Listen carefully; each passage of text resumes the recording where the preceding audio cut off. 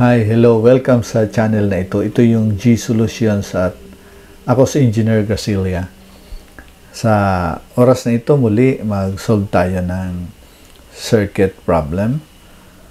At ito yung circuit na yan.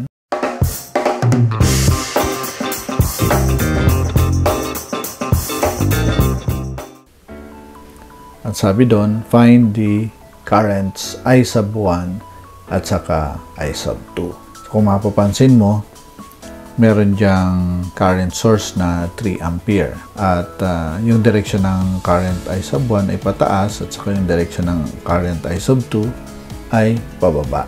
Okay, so isolve natin yan. Yan yung given natin. At yung required sa atin, again, yung pinapahanap sa atin ay yung value ng current I sub 1 at saka yung I sub 2. Okay, para sa ating solution, pwede tayong mag-set up actually ng equations out of this circuit. So, kung mapapansin mo, nakaparallel naman yung mga branches natin, no? Yan, no? So, makikita mo na parallel connected siya. Pwede nating sabihin itong point na ito ay point A at ito naman ay point B. So, yung voltage natin, point A and B, point B, ay equal sa ito, yung branch nito, so voltage ng branch na yan. So, kung i-consider natin yung voltage ng branch na yan, yan ay 6 minus 1 ohm times I sub 1. Negative siya kasi yung kuryente mo maglilikha ng positive polarity dito at negative naman doon sa kabila. So, iyan ay equal din dito. Equal din dito.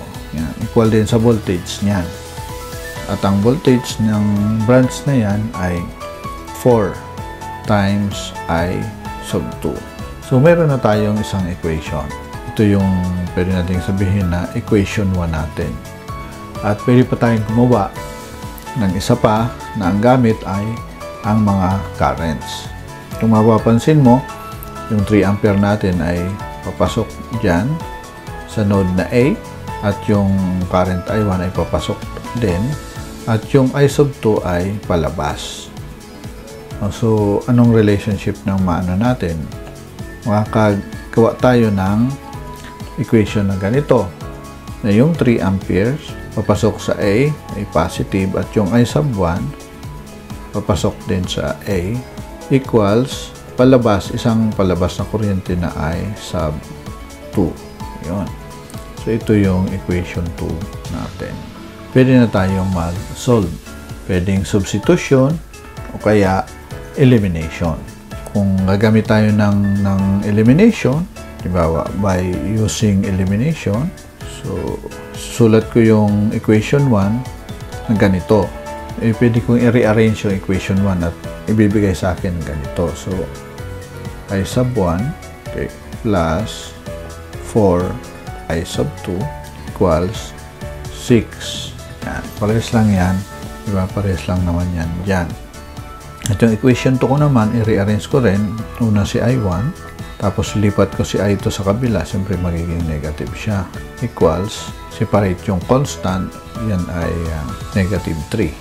So, kunin natin yung I sub 2 by subtracting yung dalawang equation na yan. I-subtract natin. So, mangyayari yung ito, magiging negative siya. So, I1 plus negative I1 na. So, iyan ay 0. Yung 4 naman, for I2 minus negative I2, magbibigay sa atin ng 5 I sub 2. Yung negative 3 naman magiging plus. So, 6 plus 3 equals 9. Ayan. So, makukuha na natin yung I sub 2. So, yung I sub 2 ay actually 9 over 5. Okay? So, kung titingnan natin sa calculator, yung 9 over 5 natin ay equivalent sa 1.8. Ito ay 1.8. Ito yung hinahanap natin na I sub 2. So, pag nahanap na natin yung I sub 2, madali nang hanapin yung I sub 1. Pwedeng gamitin natin yung equation 1 o kaya yung equation 2. So, halimbawa, yung equation 2 yung gagamitin natin para makuha si I sub 1. So, isa-substitute natin. So, substitute. Nag-algebra lang ako, no? I sub 2 to equation 1. O, equation 2, I mean. Ayan.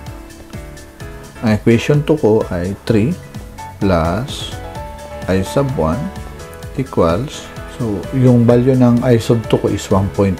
So, imbis na isulat ko si I sub 2, ay 1.8 na yung isusulat ko. So, therefore, si I sub 1 ay 1.8 minus 3, no? Na magbibigay sa atin ng 1.8 minus 3, negative 1.2 ampere. Yan. So, ito yung value natin. Okay.